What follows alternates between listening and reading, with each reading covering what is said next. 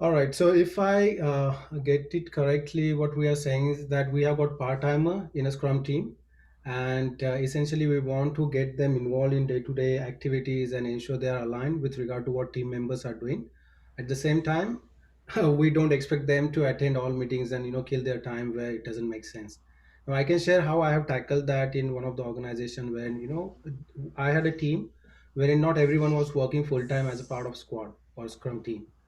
And in that case, what we did, we just looked at different sprint or scrum ceremonies, and we identified that rather than having daily stand up, because team members are going to be available for only two days per week in a 2 week cycle, then it makes sense to have once a week or twice a week stand up, because nothing will be moved within a on a daily basis. Another thing which we did was when What it was that, Sandeep? Was that also for the whole team or only for that person? So for because in that particular context, not everyone was full timer in that particular squad. So for whole team, we had this twice a week catch up. Okay, So yeah, it was like Tuesday and Thursday we were having these yeah. sync or stand up meetings, and expectation was that if you are working for 2 days in a week for this particular squad or scrum team, you should be able to move at least one story from one stage to another. So that's the approach which we took, and that has actually helped team members to balance out attending different meetings, because they're working as a part of different squad as well or scrum team as well, so they had other meetings to attend. And the guidelines which we gave to them was probably for other teams you can attend or daily stand up on Monday and Wednesday. For this team you can attend stand up on Tuesday and Thursday. Now, another thing which we did, since there wasn't healthy backlog or probably work which needs to be focused on by all team members for 2 weeks, essentially it was like 4 days of effort or 4 days of work which needs to be done by each team member in a sprint. We combined certain events together.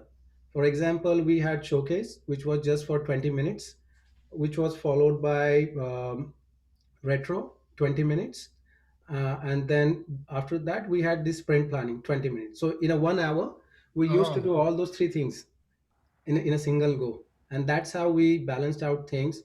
uh, Other thing which we did, because not everyone was syncing up every day, we started leveraging communication channels or tools like MS Teams or Slack, so that if there is anything which needs to be communicated, team members can actually post it on Slack channel or MS Teams, and then others will be aware that okay, this is what's happening. So we had those certain things called as a working agreement in place. And it's a working agreement is nothing but a social contract or ground rules, which has actually helped team members to understand what to expect from each other if you are working part-timer, and how you are going to communicate with each other, and how much consistency you need to have when it comes to keeping everyone across all pieces where you are working. So that's the thumb rule. Second thing is, if you happen to have a team wherein, let's say you got 8 team members, and out of that 6 team members are full timer, 2 team members are part timer. Okay. Now in that case, what you can do, again, while creating that working agreement, you can come up with a rule saying that okay, for all those 6 full timers there is going to be daily stand up for 15 minutes.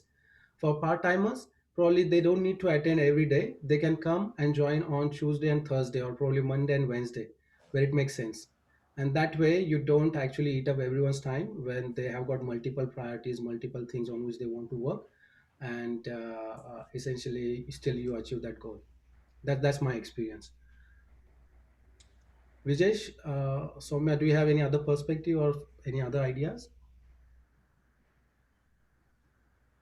No, all good. All good. Oh, good. Yeah. I've never worked with part-timers, so Yeah, I have that's worked with part-time timers recently, and you won't believe this particular squad has got everyone who was just available for 3 days per fortnight. So they were 30%. Their capacity was available for this particular squad.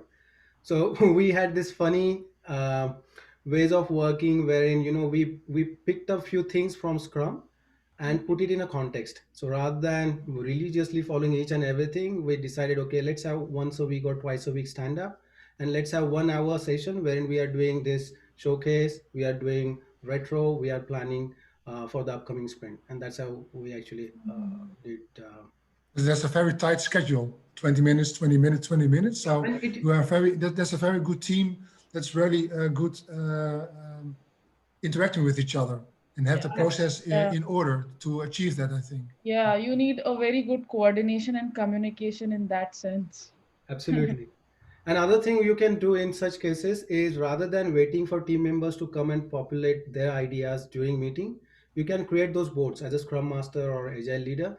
You can create those boards for retro, for sprint planning, and ask team members to put in their stuff there before meeting. That way, you don't need to ask everyone to spend time there creating cards and then Yeah, indeed. And yeah, you can be prepared. Yeah. cool. All right. Are we good to let me stop recording?